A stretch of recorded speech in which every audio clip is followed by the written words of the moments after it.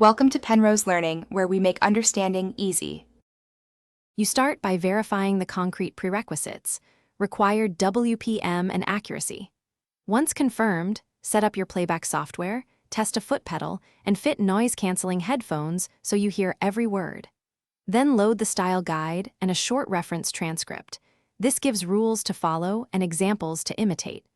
Make sure to perform a timed 5-10-minute warm-up file to calibrate speed and quality. Doing these steps first saves time and prevents avoidable mistakes during the. You now move into the main execution.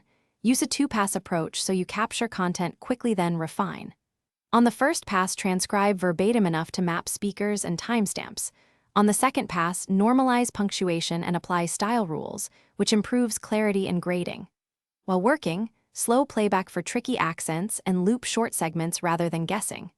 Once done, search for repeated errors and fix those globally. This method trades initial speed for a cleaner, test-ready submission. You finish by doing a focused final pass. Read aloud sections to catch rhythm errors and confirm you meet the accuracy and formatting rules.